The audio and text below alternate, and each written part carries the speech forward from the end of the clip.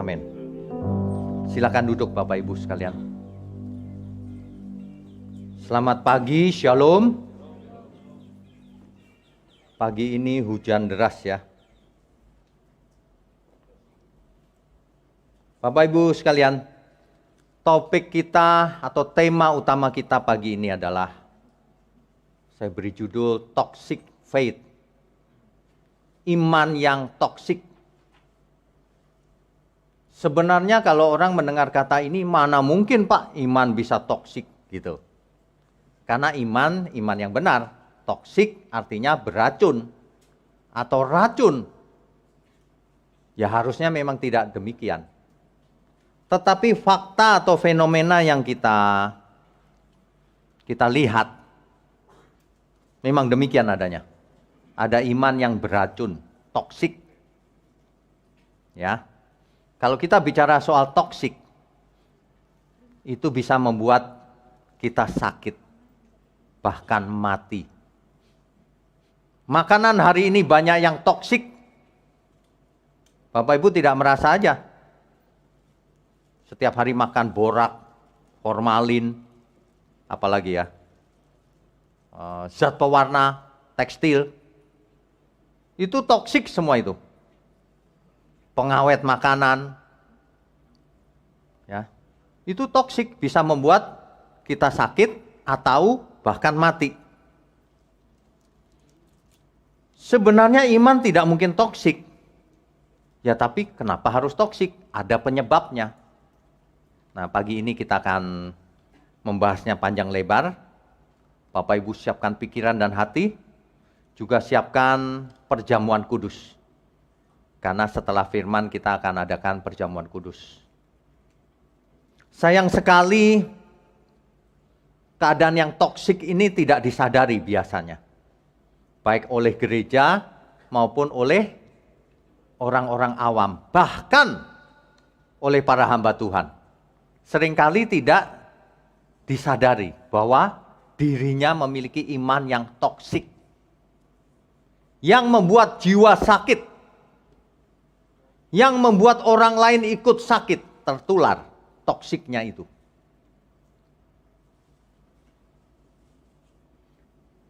Seperti orang yang suka minum yang manis-manis misalnya.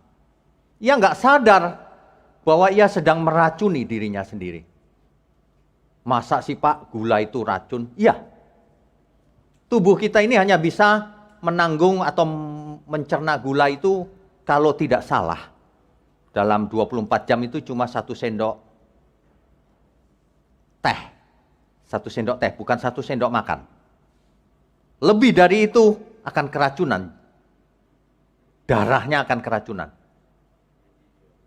Itu sebabnya pankreas akan bekerja keras untuk menetralisir gula itu. Supaya gulanya tidak manis. Kalau itu berlangsung terus-menerus, pankreasnya akan rusak. Maka akan terjadi diabetes. Diabetes yang bukan karena keturunan. Karena salah pola makan, salah pola minum, salah pola hidup. Kelihatannya enak, manis. Siapa sih yang tidak suka manis? Ya. Tapi itu racun dalam kadar yang melebihi tertentu. Itu racun. Tapi banyak orang tidak sadar. Demikian juga banyak orang minum susu. Susu itu dalam kadar tertentu nggak baik loh. Tapi ada orang tertentu yang sudah biasa minum nggak apa-apa ya. Tiap orang memang beda. Ya, jangan dipaksa juga. Ada orang yang minum sedikit aja langsung diare. Nah, yang itu jangan dipaksa. Nanti bisa autoimun. Ya.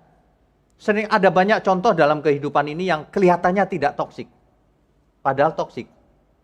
Meskipun setiap orang berbeda ya, tentunya ya. Seperti orang yang kena cancer. Biasanya di kemo bukan? Setelah di kemo, leukositnya turun. Darah putihnya turun. Lemes. Apa yang dilakukan rumah sakit? Disuruh minum susu. Itu artinya nggak belajar itu rumah sakitnya. Coba aja ke luar negeri, nggak dikasih minum susu. Yang sudah mengerti, susu nggak boleh untuk orang kanker. Kalau untuk orang yang sehat ya mungkin masih bisa menolerir. Tapi kalau kanker dikasih susu, menyebar kankernya. Banyak yang tidak menyadari bahwa apa yang kita konsumsi itu sebenarnya membunuh diri kita. Hati-hati loh. Kalau cuma membunuh tubuh, ya masih nggak apa-apa. Paling banter kita mati. Tapi kalau membunuh jiwa, kita binasa loh. Kita binasa, saudara. Ya, iman yang toksik akan kelihatan dari cara hidup seseorang. Dari mulai perkataannya, perbuatannya, bagaimana ia bergaul. Termasuk di gereja, bagaimana ia melayani Tuhan. Kalau seseorang toksik akan kelihatan iman yang toksik itu. Sebab iman seseorang akan terlihat dari perbuatannya. Akan terlihat dari karakternya. Iman seseorang kelihatan dari karakternya. Bukan berarti nggak bisa dibaca, sangat bisa dibaca. Bahkan iman seseorang bisa dirasakan oleh orang lain. Terutama oleh orang dekatnya. Suami, istri, anak, orang tua, sahabat-sahabat, sesama pelayan gereja, bisa dirasakan iman seseorang, imannya ini benar atau toksik. Bisa dirasakan, saudara. Ya. Nah, ini yang perlu kita lakukan hari ini, check up pribadi. Apakah kita itu imannya toksik atau tidak? Sebab semua orang tidak merasa imannya toksik. Coba kita periksa baik-baik ya. Terutama bagi Bapak Ibu, saudaraku yang di sana yang jadi gembala atau melayani. Bagi gembala atau seorang pemimpin, imannya akan terlihat bagaimana caranya dia memimpin atau menggembalakan. Kelihatan banget. Bagaimana ia bersikap terhadap jemaat, terhadap pelayan Tuhan dan sebagainya. Akan terlihat iman yang sebenarnya. Tidak bisa ditutupi, tidak bisa.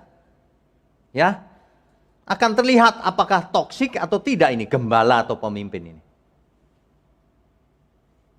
Yohanes 21 ayat 15 sampai 17. Saya bacakan ya. Yohanes pasalnya yang ke-21 ayat 15 sampai 17. Nggak usah dibaca deh, saya jelaskan. Ini adalah kejadian di mana Tuhan Yesus bertanya kepada Rasul Petrus. Petrus, Petrus, apakah engkau mengasihi aku? Jawab Petrus, ya Tuhan. Lalu apa? Kata Tuhan, kalau kamu mengasihi aku, gembalakan domba-dombaku. Itu terjemahan bahasa Indonesianya. Kalau bahasa Inggrisnya, jika kamu mengasihi aku, kasih makan domba-dombaku. Feed my lamb. Kasih makan. Makanan yang bagaimana? Tentu saja makanan yang sehat, bukan yang toksik. Gembala yang baik akan memberi makan kepada domba-domba Tuhan, makanan yang sehat. Apa itu? Firman kebenaran yang sehat, yang sesuai Alkitab. Yang tidak dipelintir-pelintir. Meskipun kadang-kadang terdengar di telinga, pahit, tidak manis seperti gula. Banyak orang sukanya mendengar khotbah yang manis, yang enak didengar. Diabetes nanti rohanimu. Diabetes. Saat ini banyak sekali orang rohaninya diabetes. Nanti saya akan berikan gejalanya apa. Ya, hati-hati. Hidup cuma satu kali. Buat apa saudara ke gereja rajin dengar khotbah, tapi ternyata toksik. Binasa kau nanti. Ya, meskipun melakukan kegiatan rohani. Khususnya bagi para gembala ini. Kalau gembala kasih makan yang makanan sehat. Firman yang benar. Karena itu untuk Tuhan, untuk kemuliaan Tuhan. Itu seorang gembala yang baik.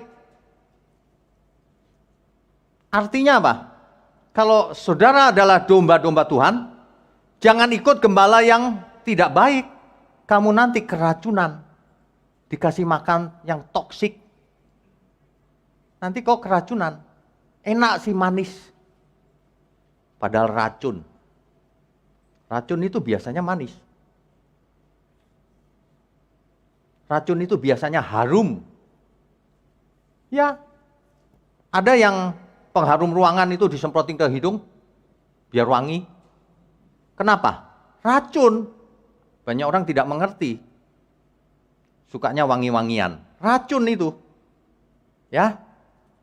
Nah, pagi ini saya mau ingatkan semua, termasuk saya, jangan sampai kita toksik. Sebab kalau kita toksik, iman kita itu bukan iman yang benar. Gembala yang toksik mengajarkan ajaran yang toksik, pasti. Sebab orang buta bagaimana bisa menuntun? Yang dia berikan juga kebutaannya itu, toksik juga. Pikirannya toksik, yang diajarkan pasti toksik. Pasti. Bukan firman yang benar. Perhatikan baik-baik, gampang ciri-cirinya. Gembala yang toksik itu. Gak pernah dia mengajarkan ajaran Tuhan Yesus yang diajarkan dari perjanjian lama. Apa itu? Engkau akan jadi kepala, bukan ekor. Rekening bangsa-bangsa akan ditransfer ke rekeningmu. Kau akan kaya raya, jadi sultan, anak raja. Itu toksik itu. Kamu gak perlu berbuat baik. Keselamatan bukan karena perbuatan baik.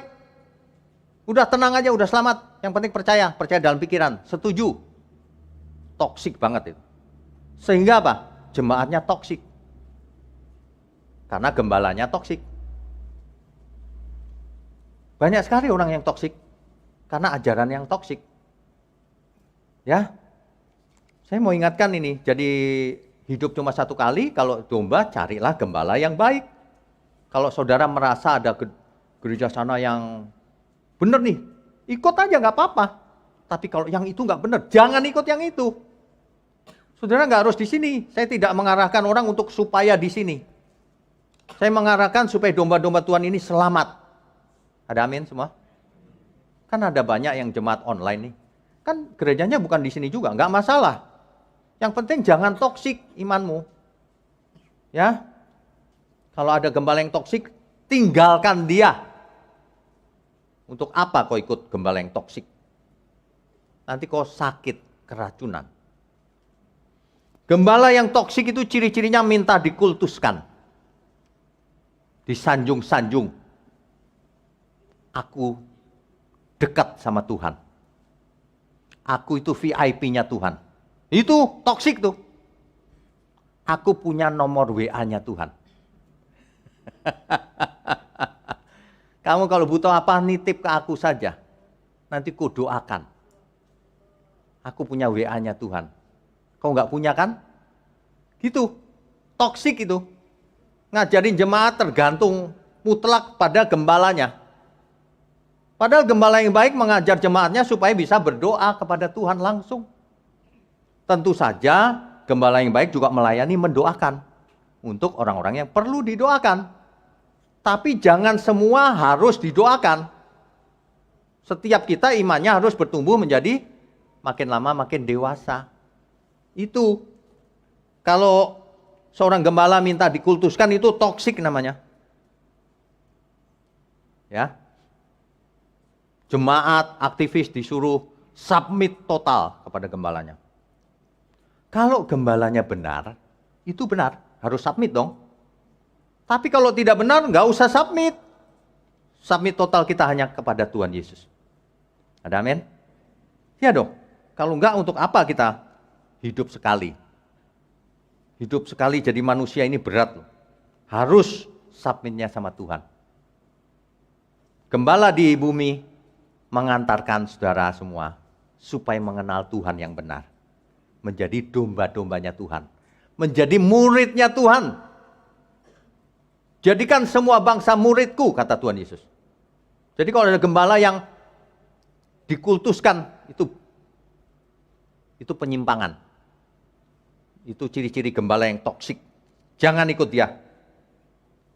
Ada lagi yang merasa benar sendiri, tapi tidak mau belajar Alkitab. Wah, itu toksik banget tuh. Ngajarin orang mistis. Saudara, kalau supaya nggak bisa disantet ya saudara, tidurlah di lantai. Nggak bisa disantet. Kenapa? Sebab setan itu gentayangan melayang. Jadi nggak kena. Dulu bekas dukun. Banyak tuh yang suka begituan. Wah, kamu itu udah toksik, sukanya perdukunan. Ini kenapa ya pagi-pagi marah-marah ya? Daripada toksik, mendingan dimarahin terus sembuh kita semua. Ada amin nggak? Iya dong, untuk apa? Saya nggak mau membagi gula-gula, gulali, nanti makin diabetes. Gembala yang toksik itu yang pertama otoriter, dia tidak mau belajar Alkitab. Dia sering mengklaim, aku mendengar suara Tuhan, saudara. Padahal dia malas belajar Alkitab. Ngeklaimnya aku mendengar suara Tuhan. Kalau ia memang mendengar suara Tuhan, pasti yang disampaikannya sesuai dengan firman Tuhan. Tidak mungkin Tuhan bicara sesuatu yang menentang firman-Nya sendiri. Itu maksudnya. Makanya saya perhatikan kalau orang mendengar, aku mendengar suara Tuhan, coba dia bicara apa? Bohong. Ada yang bicara begini, saya ulang-ulang terus, biarin, biar semua nggak toksik. Saudara, saya mendengar suara Tuhan loh, saudara. Saudara tuh jangan divaksin. Itu terus bicaranya. Saya pastikan ia mendengar suara setan. Jadi orang Kristen malah tidak jadi berkat nanti, nularin sana sini, nggak mau divaksin. Kecuali menderita autoimun, tidak bisa divaksin, itu cerita lain, perkecualian. Tapi kalau saudara sehat harus divaksin, jangan jadi penular. Kasih contoh. Makanya saya sudah divaksin, bahkan udah 4 kali. Kata orang itu yang mendengar suara Tuhan, itu ada chipnya katanya. Nanti jadi antikris. Wah, kalau jadi antikris saya 4 kali, udah 4 kali antikris nih. Bohong. Bohong nggak minta maaf. Pengikutnya banyak lagi. Pasti, saya pastikan orang-orang itu toksik semuanya. Biar mendengar. Sebelum kau mati, bertobatlah. Sehingga kita bisa sama-sama ke surga. Ya. Tapi kalau sudah mati nggak bertobat ya sorry, kita tidak ketemu. Gembala tidak semuanya baik. Ada yang mulutnya penuh fitnah. Kesana kemari, sumpah serapah.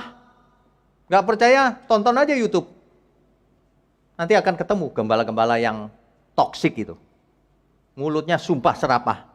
Menyebut nama orang, terus jelek-jelekin.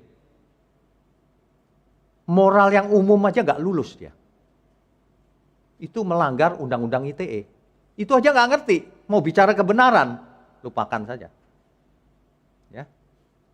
Jadi domba itu yang smart, yang cerdas, yang bisa membedakan mana yang benar, mana yang salah. Sebab nanti yang nanggung adalah kita juga, benar salahnya itu. Setiap kita menghadap tahta pengadilan Kristus, untuk mempertanggungjawabkan apa yang kita perbuat selama kita hidup. Jangan sembarangan hidup. Ya. Gembala yang toksik itu biasanya minta dilayani. Bosi dia. Saya sudah sering mendengar tuh, ada seorang gembala, dia makan di meja besar, makanannya banyak sekali. Sementara aktivisnya duduk di bawah. Duduk di bawah itu ngerjain ini, itu gitu. Nggak nawarin dia. Aktivisnya bangga lagi. Diperlakukan seperti itu bangga. Keracunan itu namanya. Kita beruntung ya bisa melayani. Padahal diperlakukan seperti itu. Ini racun banget ini. Banyak orang nggak mengerti. Memuja gembalanya. Sampai suatu hari ia sakit. Ini misal loh ya, saya nggak sebut nama siapapun. Misal ada keluarga yang memuja seorang gembala, mengkultuskan. sakti ini gembalaku ini. Sering ke surga. Lalu singkat kata sang istri meninggal. Terus dia bingung, loh kok bisa meninggal ya? Katanya gak masuk rumah sakit. Sakit aja gak pernah katanya kuasa Tuhan. Loh kok meninggal ya? Dia frustasi berat. Gimana caranya ya Tuhan, ini salah semua nih yang ku mengerti ini. Frustasi saudara, depresi. Teologi yang salah, toksik itu membuat orang depresi ketika mengalami penderitaan. Dia mau minta tolong pendetanya mati juga ternyata. Lalu terus gimana? Makanya jangan mengarahkan kepada manusia di bumi, arahkan pada Tuhan. Amin saudara. Jangan menggantungkan diri pada siapapun termasuk saya. Cari Tuhan. Langsung. Waduh, tidak punya etika. Kalau orang punya etika, semua ini domba-domba Tuhan harus diarahkan ke Tuhan langsung. Yang sangat mencolok adalah ciri-cirinya begini. Yang toksik itu. Orientasinya uang terus. Terus uang. Saudara mau diberkati, kasih persepuluhan. Toksik itu namanya. Kalau orang mau diberkati bukan kasih persepuluhan, hiduplah yang benar. Imanmu harus benar. Kok disuruh kasih persepuluhan? Kasih persepuluhan nggak salah, tapi kalau itu dipakai untuk memancing orang memberi persepuluhan, itu toksik namanya. Setiap orang harus mendukung pekerjaan Tuhan dari lubuk hatinya, bukan karena dipancing persepuluhan. Nanti dibalas Tuhan. Bukan karena itu. Motivasi harus benar. Persembahkan seluruh hidupmu untuk Tuhan. Hidup cuma sekali. Jangan suka mendengar yang manis-manis, enak didengar, yang lucu. Keracunan kau. Heran saya. Ada orang yang suka melucu diundang ke gereja. Mimbar gereja buat lucu-lucuan. Loh lucu boleh. Tapi kalau dari awal sampai akhir lucu, gak ada firmannya sama sekali. Ya, kamu salah, bukan di gereja tempatnya. Di standing komedi sana. Ya. Aduh. Jemaat dia kejar-kejar soal persepuluhan, persembahan. Nanti kalau awal tahun, apa namanya tuh? Persembahan sulung. Seluruh gajimu kasih ke gereja. Waduh, toksik banget ini. Mengintimidasi jemaat yang tidak bisa bayar, nanti belalang pelahap malam-malam datang. Rezekimu dimakan sama dia. Intimidasi. Ini toksik banget nih. Banyak acara, urusannya cuma duit akhirnya. Kasih uang. Aku mau bangun menara yang tinggi. Butuh uang banyak. Yang di barat sana lebih gila lagi, saudara. Saudara kasih saya dong. Setiap orang $100 atau $1.000. Semua. Kenapa? Kan saya sudah punya jet pribadi 2. Saya mau beli yang ketiga, saudara. Tapi orang-orang memberi loh. Sinting semuanya, udah keracunan. Apa hubungannya jet pribadi sama persembahan coba? Wah rusak, dunia ini rusak oleh teologi kemakmuran. Di Indonesia bagaimana? Pikir aja sendiri. Lihat aja sendiri faktanya. Ya, aduh, gimana ya caranya ya? Supaya menyadarkan banyak orang ya. Saya tadi di ujung sana sebelum maju ke depan saya berdoa loh, Tuhan. Kenapa ya aku kalau khotbah itu seperti marah-marah. Tapi kalau nggak begitu, nanti orang nggak sadar. Gimana ya caranya ya? Bisa nggak ya Tuhan? Suaraku ini diberi kuasa. Supaya sampai ke ujung bumi orang tersentuh. Sehingga iya ya, dan bertobat. Seperti orang sadar dari hipnosis gitu. Selama ini dihipnosis semuanya. Kasih persepuluhan, kasih seluruh gajimu. Nanti kau diberkati, padahal itu dikantongin. Waduh, hipnosis. Jangan mau dihipnosis, bangun. Punya iman yang benar. Ibarat makanan, ada ingredientnya. Mengandung ini, mengandung itu, dan seterusnya. Salah satunya toksin, racun. Imanmu ada ingredientnya, ada racunnya enggak? Diperiksa, apakah selama ini kau sudah keracunan oleh ajaran-ajaran itu? Dibuang semuanya. Kalau enggak, ya hidup cuma satu kali, hari demi hari berlalu begitu saja. Iya, hari berlalu seperti deretan awan yang hilang. Iya enggak? Ya. Jadi kalau saudara hidup sekali itu jangan toksik. Jangan mau juga diracuni, diberi toksin. Hari-hari hidup datang dan berlalu, bagaikan deret awan yang ditiup angin. Hatiku bertanya, kau berikan jawabnya. Mengapa ku di sini di gembara dunia? Kenapa kita ada di sini di gembara dunia? Sementara banyak orang hidup dari hari ke hari mengkonsumsi toksin, ajaran yang salah. Mindsetnya keracunan. Fokus hidupnya dunia, kesuksesan dunia, kekayaan, kekuasaan, materi, kesehatan. Tapi untuk diri sendiri. Tidak berguna untuk pekerjaan Tuhan. Saya himbau semua sekarang, ayo kita berguna untuk pekerjaan Tuhan. Ayo kita berguna untuk kemuliaan Tuhan. Bagi keluarga kita, bagi orang tua, anak, dan sebagainya. Ayo. Ya, hidup kita seperti deretan awan. Banyak kita nggak mengerti, sampai akhirnya kita mengerti. Karena Tuhan jelaskan. Orang yang haus dan lapar akan kebenaran, pasti dipuaskan. Kau buka mataku, hati dan pengertianku. Hidup ini untuk mengabdi bagimu disingkat hariku. Kaulah tujuanku, indah kerajaanmu.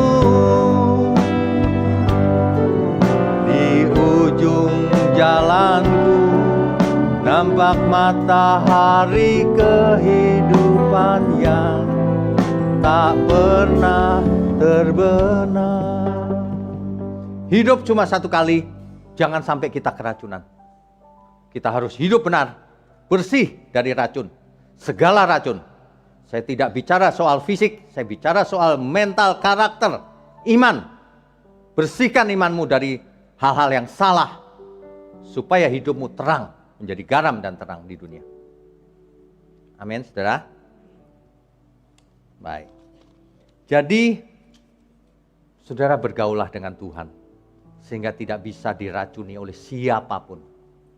Belajarlah firman kebenaran. Di YouTube banyak sekali. Saya buat serinya online Bible Study juga. Ikuti urut dari kitab Kejadian. Pasti bersih. Tidak ada racun. Sedikit pun. Pengawet juga tidak ada. Pewarna juga tidak ada. Ya, kalau mau makan yang sehat, makanlah yang sehat. Kalau mau hidupnya sehat. Kalau mau jiwamu sehat, dengarkan firman yang benar. Jemaat yang toksik itu datang ke gereja hanya untuk mencari-cari kesalahan. Ada loh, ada.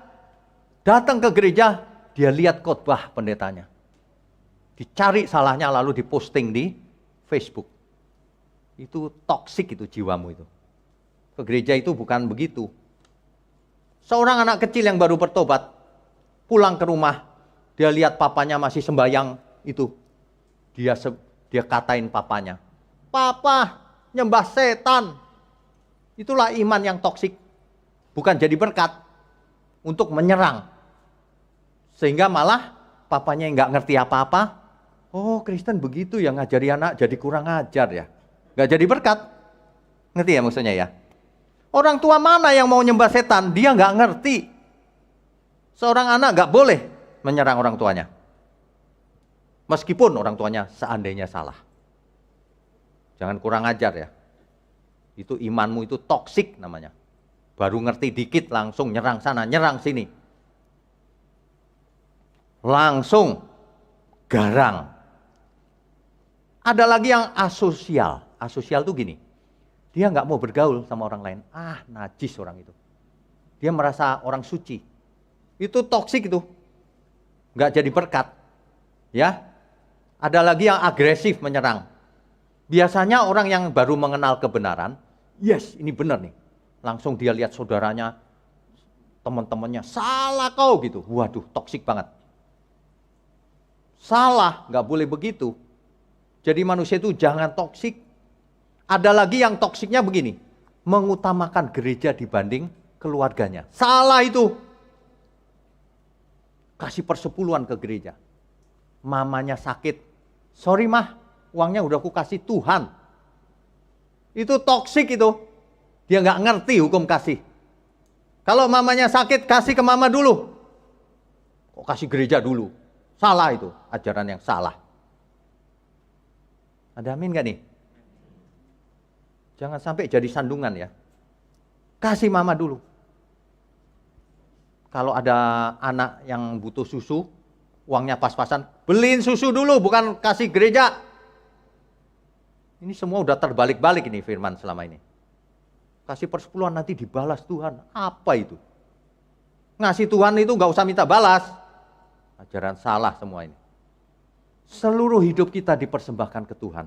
Seandainya tubuhmu dibakar sekalipun untuk Tuhan, nggak bakalan lunas hutang kita. Semua ini milik Tuhan memang. Kok malah dagang sama Tuhan?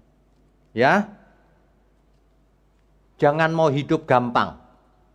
Jangan mau hidup gampang. Banyak orang datang kepada Tuhan mau hidup gampang. Ya, mau hidup gampang. Misalnya nih, ujian, aku berdoa aja supaya dapat A, tapi nggak mau belajar. Kalau mau pinter, disambut sama gembalanya. Gampang kalau mau pinter, minum minyak urapan. Nanti kau pinter. Kamu nggak bisa bahasa Ibrani, minum minyak urapan, langsung pinter. Bahasa Inggris langsung pinter, minum minyak urapan. Keracunan, jadi nggak belajar, minum minyak urapan tiap hari. Minyak diminum, lama-lama kolesterol. Saya bukan sedang mengejek minyak urapan, tidak. Minyak urapan jangan digunakan sembarangan. Minyak urapan kok dipakai sembarangan, malah dipakai merusak karakter. Anak nggak disuruh belajar, suruh minum minyak urapan, supaya pinter. Waduh, ini rusak ini memang ajaran. Ya, nah banyak sekali orang yang seperti itu, mau mudah puasa supaya bisnisku laris. Kok pikir Tuhan seperti dukun apa? Kalau puasa lalu bisnisnya laris. Kalau kasih persembahan lalu bisnisnya laris. Ada tuh yang punya, ada yang begitu. Herannya ini orang-orang yang sekolah juga loh. Keracunan, jadi nggak ngerti. Nalarnya jadi nggak sehat. Ya. Nah, itu adalah ciri-ciri yang orang yang toksik. Jangan kita jadi toksik. Ada banyak sekali contoh. Ini hanya salah satu contohnya saja. Ya. Seorang anak itu jangan berani sama orang tua. Percuma kau beriman, toksik imanmu berarti. Ada orang-orang itu yang pacaran gitu ya, masih muda pacaran. Ya oke lah, tapi pacaran dengan yang tidak seiman. Coba mau cari apa? Cari penyakit. Masih muda sok tahu dikasih tahu. Kalau tidak seiman, bagaimana kau berkomunikasi soal Tuhan? Nanti kalau kau punya anak, anakmu kau ajar dengan cara apa? Saya tanya itu, ada pasangan yang begitu. Mau nikah? Saya bilang, sorry, nggak saya berkati. Nanti anakmu diajak kemana? Ke gereja atau ke sana? Bingung dia jawabnya. Sekarang aja kau bingung, nanti kau berantem. Oh nanti saya menangkan Pak, jiwanya. Nah, begitu tuh, ngelesnya begitu. Kalau kau menangkan sekarang, jangan setelah nikah. Sebab setelah nikah, nanti kau yang dimenangkan. Setelah nikah, kau kalah bargaining powernya. Kalau cewek. Udah nikah kau nggak mau, ku tinggal. Jangan mau diakalin. Kalau mau sekarang, bertobat. Begitu harusnya. Jangan nikah dulu baru bertobat. Bertobat dulu baru nikah. Bawa ke sini. Kita mikroskop. Ada toksiknya enggak? Iyalah. Saya sudah ngadepin banyak sekali pasangan. Aduh, umurnya cuma bulan. 1 bulan, 2 bulan, bubar. Saya udah tahu toksik ini, nggak bisa dikasih tahu. Makanya ya, anak-anak muda, kamu dengar orang tuamu. Jangan kamu terseret oleh nafsumu sendiri. Enggak Pak, dia baik. Nggak ada urusan baik. Samakan imanmu dulu. Sedangkan orang yang imannya sama saja, itu bisa berantem, bisa selesai pernikahannya dalam waktu 1 bulan. Apalagi beda. Ya, ayo kita bersihkan iman kita dari hal-hal yang toksik sekarang ini.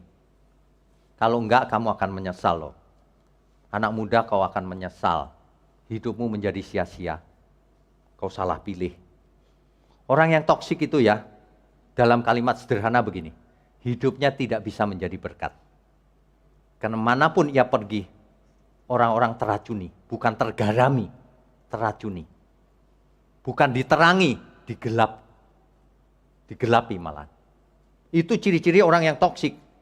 Saya mengerti sih bahwa iman kita memang belum sempurna. Ya, saya mengerti. Mungkin ada sebagian kecil mengandung toksin, mungkin. Ya, mungkin, tapi jangan diteruskan. Bapak Ibu pernah mendengar kata-kata detoksifikasi? Pembuangan racun. Sama, buang racun-racun itu. Buang racun-racun lama itu.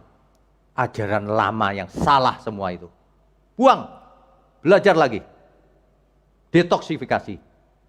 Itu mestinya. Detoksifikasi iman. Jangan imannya mengandung toksin. Tapi karena itu jangan saudara juga takut melangkah. Nanti jangan-jangan aku salah nih. Aku nggak mau toksik nih. Jangan takut juga. Kadang-kadang kita diproses lewat kejadian masalah. Lewat penderitaan. Lewat salah buat keputusan. Macam-macam. Kita diproses dari hari ke hari. Sehingga iman kita makin bersih. Naik terus. Makin berkenan kepada Tuhan. Begitu. Setiap kita belajar lewat jatuh bangun. Gak ada yang belajar mulus terus, gak ada. Pasti pernah buat salah. Jadi jangan takut melangkah terus. Ini yang baru ikut baptisan. Ingat ya, mulai sekarang belajar yang benar. Jangan ikut ajaran yang toksik. Ayo belajar yang benar sebelum keracunan. Dalam lingkungan kita ya, yang paling gampang aja. Selalu ada orang-orang yang toksik, selalu. Selalu. Jangankan lingkungan kita, di keluarga kita, selalu ada yang toksik kebanyakan. Selalu. Makanya jangan takut kita berbuat sesuatu menyenangkan Tuhan. Nanti dipikir toksik, ini salah itu. Jangan takut juga. Salah, perbaiki lagi, bangun lagi, maju lagi. Terus begitu. Salah, bangun lagi, maju lagi. Terus begitu. Ya. Sebab kalau kita mendengarkan kiri kanan, nggak mungkin kita bisa memuaskan semua orang. Tidak mungkin kita bisa menyenangkan semua pihak. Tidak mungkin. Karena selalu akan ada orang yang toksik yang menyalahkan kita. Ilustrasinya begini. Alkisah ada seorang ayah dan anak ingin pergi ke kota. Ia mau jual satu-satunya keledai yang ia punya. Lalu berangkat. Sang ayah naik keledainya, anak yang nuntun ke kota, jauh soalnya. Dia lewat dari kampung demi kampung. Dia masuk ke kampung A. Ada orang lihat. Lalu orang itu berkata begini, ini bapak nggak sayang anak ini. Naik keledai sendirian, anaknya suruh jalan. Papanya dengar kan? Papanya turun. Anaknya yang naik. Lanjut. Masuk ke kampung B. Ada yang komentar lagi. Ini anak kurang ajar ini. Anaknya naik keledai, bapaknya suruh naik. Suruh jalan. Bingung kan? Waduh. Akhirnya dua-duanya naik. Dua-duanya naik. Masuk ke kampung C. Ada seorang penyayang binatang. Ini manusia tidak punya rasa sayang nih sama binatang. Udah keledainya kecil, ditunggangi 2 orang gede-gede. Ayah sama anaknya, aduh. Dua-duanya turun akhirnya. Dituntun. Masuk ke kampung D, diketawain banyak orang. Ini orang bodoh, ini punya keledai gak dinaikin. Akhirnya saking jengkelnya 2 orang ini, keledainya diangkat aja sekalian. Artinya apa? Apapun yang kita lakukan, pasti ada orang yang tidak setuju. Jangan takut. Meskipun itu disalahkan kiri atau kanan, jangan takut. Sebab kalau kita takut, kita tidak berbuat apa-apa untuk Tuhan. Lakukan yang terbaik. Kalau ada yang menyalahkan, biarin aja. Asal kita memiliki hati yang bersih. Memang akan ada banyak orang yang toksik. Baik dari lingkungan kita maupun keluarga kita bahkan. Ya, ayo saudara, kita semangat.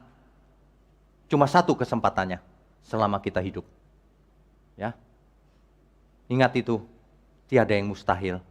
Bersihkan dirimu, kuduskan dirimu, jangan pernah buat salah apapun.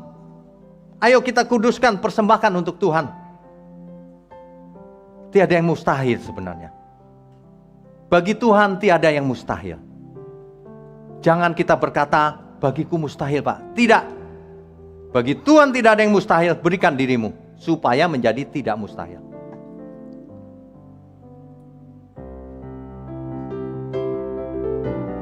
Tiada yang mustahil, tiada yang mustahil, tiada yang mustahil bagimu. Besarlah kuasa-Mu.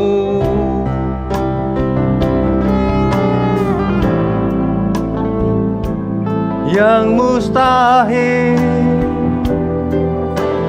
tiada yang mustahil, tiada yang mustahil bagimu. Besarlah kuasa-Mu. Tidak ada yang mustahil, saudara. Bersihkan toksin-toksin imanmu. Miliki iman yang luar biasa, yang menerangi dunia yang gelap ini, yang menggarami semua orang. Jangan menjadi orang yang toksik. Jadilah berkat. Korbankan dirimu untuk menjadi berkat. Jangan memikirkan kepentingan diri sendiri. Kalau kita korbankan diri kita, tidak mementingkan diri kita sendiri, barulah iman kita menjadi makin berkenan, makin sempurna. Iman seseorang rusak ketika pusatnya adalah diri sendiri. Ia memusatkan kepada diri sendiri. Bahkan ketika ia mau hidup kudus untuk diri sendiri, itu pun rusak. Dengan mengorbankan banyak orang. Kalau kita hidup kudus harus mengajak banyak orang. Jangan kudus sendiri, tidak peduli orang lain. Itu toksik namanya. Tuhan tidak berkenan. Makanya ya, yang masih muda pun kalau cari jodoh yang benar, jangan asal Kristen. Kristen banyak yang toksik. Mesti dites. Apakah ia bisa diajak untuk hidup benar bersama Tuhan. apakah ia bersedia belajar bersamamu? Apa saja yang kita lakukan bisa serba salah, saudara. Ya, dan itu sudah sejak zaman Tuhan Yesus. Dalam Lukas pasal 7 ayat 33 sampai 34. Di situ dikatakan begini, Yohanes Pembaptis datang. Dia sering puasa, saudara. Dikata-katain sama orang Farisi, ahli Taurat, kerasukan setan ini, jarang makan. Gitu. Tuhan Yesus datang, anak manusia, sering makan minum bersama murid-muridnya. Dikatain apa? Pelahap. Maksudnya rakus. Begini salah, begitu salah. Nah, jadi pendeta juga begitu. Ya, kurus begini dipikir kurang diberkati katanya. Kalau gemuk, kebanyakan makan tuh pasti. Kolesterol, gitu. Yang ideal, duniawi nih, sering fitness. Apa aja salah. Waduh, Tuhan, ampuni mereka.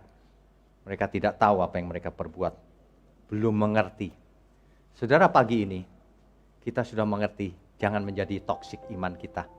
Iman yang benar itu pasti memberkati. Pasti membuat orang berdosa nyaman. Iman yang toksik, orang berdosa takut. Takut apa? Takut dihakimi. Iman yang benar itu orang berdosa nyaman. Aku nyaman kalau dekat dia. Ya, itu iman yang benar. Orang Farisi, ahli Taurat, takut orang-orang berdosa dekat-dekat dia. Ini kiai Yahudi ini suci banget pakai jubah agama. Nggak mau bergaul dengan orang berdosa. Toksik banget itu hidupnya. Bahkan Tuhan Yesus saja ditolak sama dia. Ya, hati-hati itu. Sekali lagi saya mau ingatkan. Jangan merasa sudah beriman, padahal masih toksik. Padahal Tuhan menciptakan kita bukan supaya toksik. Setan tidak takut orang Kristen itu beriman, asal dicampur toksin sedikit menjadi toksik. Makanya kita bersihkan pagi ini. Mari kita bersihkan hati kita, pikiran kita. Jangan suka nonton yang nggak benar, yang tidak pantas ditonton. Jangan suka dengar apa yang tidak pantas didengar. Jangan suka bicara apa yang tidak pantas dibicarakan. Jangan bergaul dengan orang-orang yang tidak pantas menerima kekudusan, yang tidak mau belajar. Bergaulah dengan orang berdosa yang mau bertobat. Dengan orang baik yang tidak mau bertobat, tidak usah. Apalagi bergaul dengan pencemooh. Nanti kau jadi pencemooh. Dengan siapa kau bergaul, kau akan menjadi seperti dia. Maka dari itu carilah pergaulan yang sehat. Orang-orang yang benar. Bukan mau benar sendiri, bukan. Justru kita mau banyak orang makin sama-sama benar yuk. Sama-sama berkenan bagi Tuhan. Mestinya begitu. Karena kita diciptakan Tuhan untuk itu. Bukan untuk menjadi toksik atau selamat sendiri. Ya. Kau ciptakan aku Tuhan untuk kemuliaan-Mu. Hari ini kita belajar ada iman yang toksik ternyata. Jadi jangan sampai kita keracunan tapi tidak merasa keracunan. Ya, belajarlah, ulangi terus khotbah-khotbah, diringkas kalau perlu, dan dihayati untuk dihidupi. Sebab kalau tidak, saudara percuma ke gereja. Saudara percaya Tuhan Yesus percuma, percayanya cuma di otak, tidak dalam perbuatan nyata. Percuma. Kalau kau hidup toksik, percuma semuanya itu. Sebenarnya ya kalau kita mengerti bagaimana Tuhan Yesus menderita di kayu salib. Untuk kita semua. Kita pasti gak berani toksik. Kita pasti ketakutan selama hidup ini. Takut bukan takut setan, takut apa? Bukan. Takut kalau hidupku ini tidak berkenan bagi Tuhan. Takut kalau aku masih memiliki iman yang toksik. Begitu ketakutan yang benar. Itu ajaran yang benar. Berjaga-jagalah kau. Mestinya begitu. Tuhan Yesus mati di kayu salib. Karena siapa? Karena kita. Ya. Sesungguhnya sengsara Tuhan kan karena salah kita, bukan salah siapa-siapa. Jadi sadarlah saudara, ayo kita bertobat sama-sama pagi ini. Perbaharui lagi iman kita, bersihkan toksin-toksin iman, buang semua sifat negatif kita. Bicara, pikiran, dendam, sakit hati, nggak penting itu. Mau kau benar atau kau salah, nggak penting. Biar orang lain yang salah sekalipun, bersihkan pikiranmu, hatimu. Kita mau urusan dengan Tuhan, bukan dengan siapapun. Amin ya saudara. Banyak orang nggak membayangkan bagaimana Tuhan Yesus menderita di kayu salib.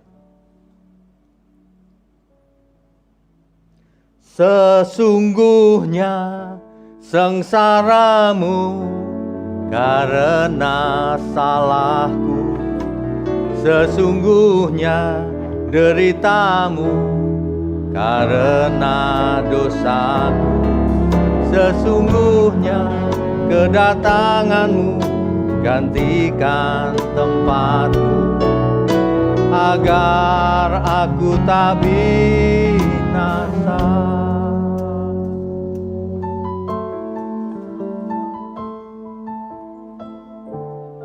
Baik, saudara sekalian, bicara soal kebenaran, setiap orang merasa benar. Makanya semua kecap dinomor satukan. Ada orang yang mengatakan saya paling benar, ini paling benar, itu paling benar. Mana sebenarnya yang paling benar? Oleh sebab itu hadiri seminar 7 natur kebenaran dan aplikasinya. Seminar ini wajib dihadiri oleh para teolog, apologet, pengkhotbah, bahkan oleh para jemaat sendiri. Agar kita bisa membedakan manakah yang benar, manakah yang salah. Inilah alat uji kebenaran yang sangat objektif dan alkitabiah.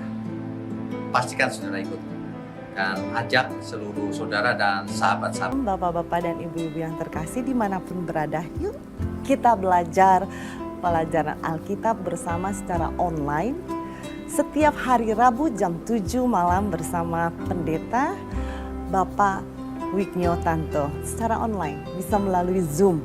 Tetapi kita harus mendaftarkan dulu ke nomor berikut ini. Selamat bergabung dan Tuhan Yesus memberkati.